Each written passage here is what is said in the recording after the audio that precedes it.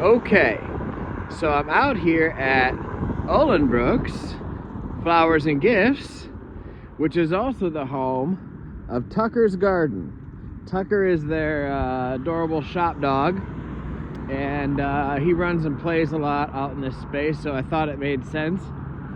We all thought to go ahead and name it after him, Tucker's Garden. And if you've seen some overhead photos, you know, or images, you know that this is a big tree with a tree labyrinth, like one meandering path that goes to the whole top part of the tree. It comes in at the bottom and it leaves right next to it at the bottom. Just this meditative path to walk, trying to make the most use of the space.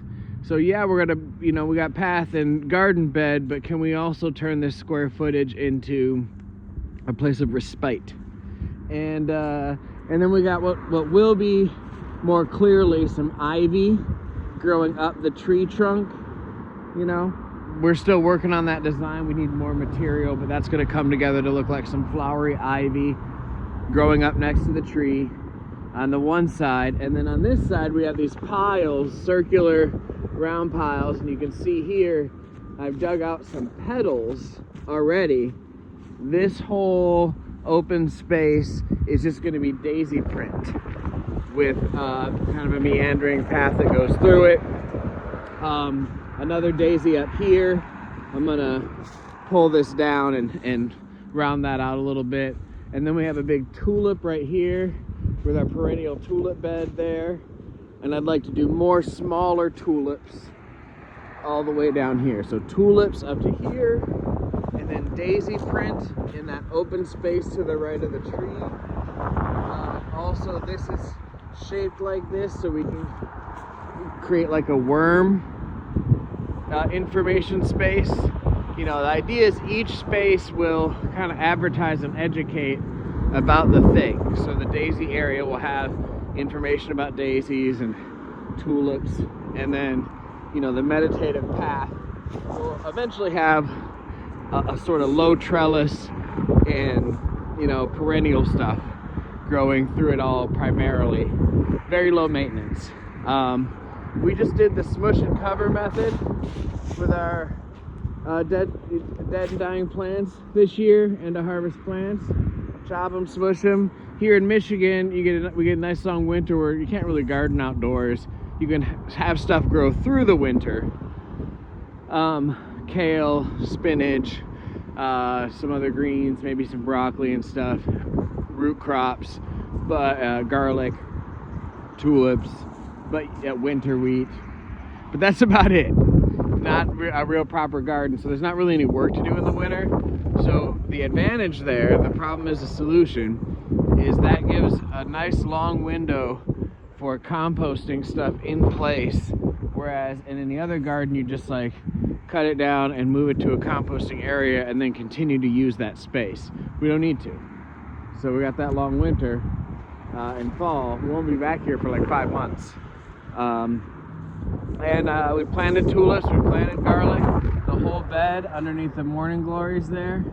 Probably gonna have to have somebody come through in a few weeks and pull all that morning glory down and let it mulch right there as well.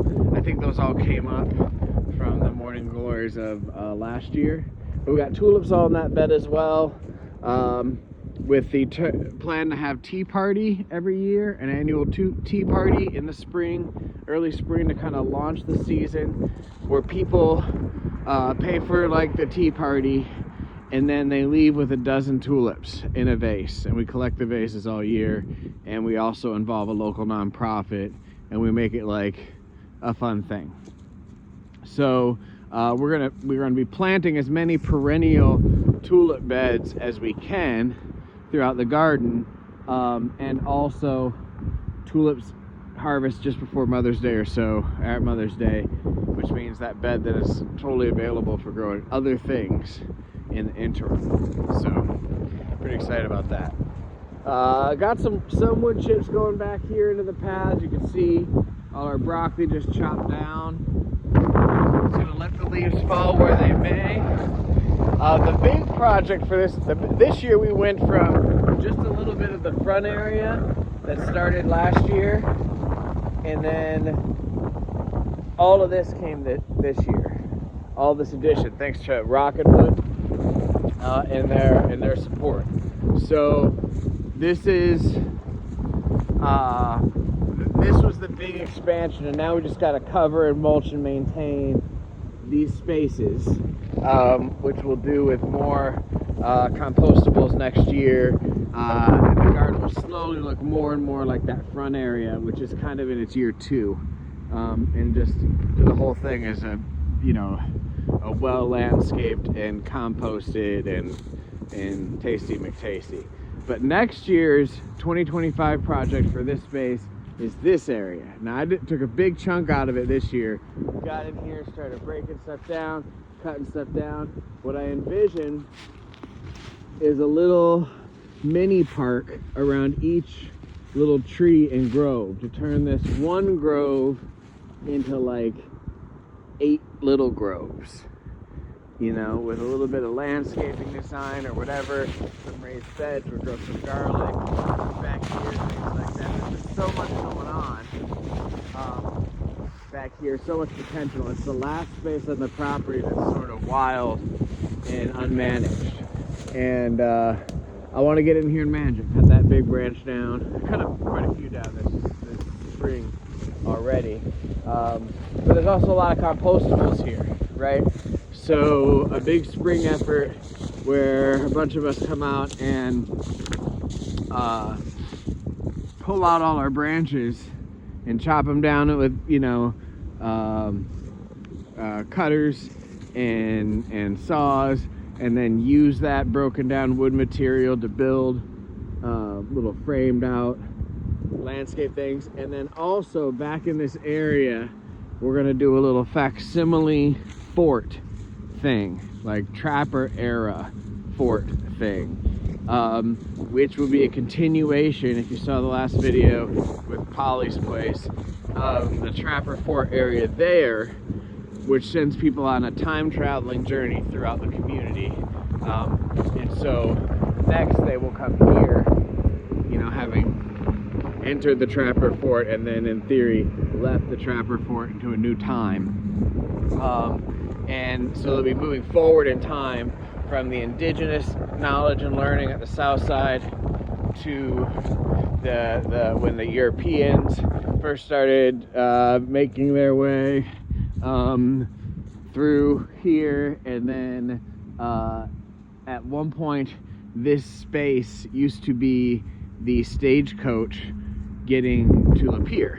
So this used to be the western edge of Port Huron, where you get on a stagecoach and go even further western. So that's going to be it. They're going to leave as a trapper in that area, come up here as a trapper or something, and then learn about the stagecoach stuff, which will then lead them into Port Huron's history and beyond. See, we still got plenty. See, this kale is doing just fine. Just fine. I could have a sea of it right now, but I know I'm going to be gone the whole of the winter. Matchstick City is still getting our legs and getting everybody in the right positions and stuff. I don't want to stress anyone out unduly. We're intentionally not growing over winter this year. Intentionally. And come spring, well, this place, the little sliver left of OG Polly's place, which is not on our property but grew over, and we're going to hope to maintain that as well for them, and the new Polly's place, which we'll just slowly start calling Polly's place. This is a very transitional year. So this is the vision for here. Eventually we'll have a fence across the front, and access will only be during business hours. This year we were fine with people just harvesting at random and will. It worked out just fine. But we can't expect to roll those dice every year and get the same results. So having a little fence line with signage, thinking rock and wood, and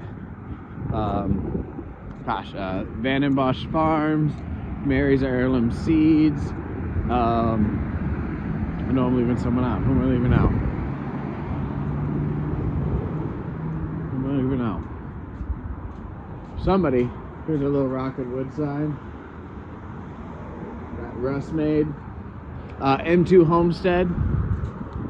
M2 Homestead, for their help, which has been invaluable this year. They're based up in Sandusky. Really everybody who's been helping, even liking and subscribing, even all the tiniest things, in the macro, it adds up. And for us, we run on such small margins, needing so very little to keep going, that we can focus almost entirely on expansion with any support. So if this is a movement you believe in, as I do and many others do, just keep following along. I do believe we are going somewhere.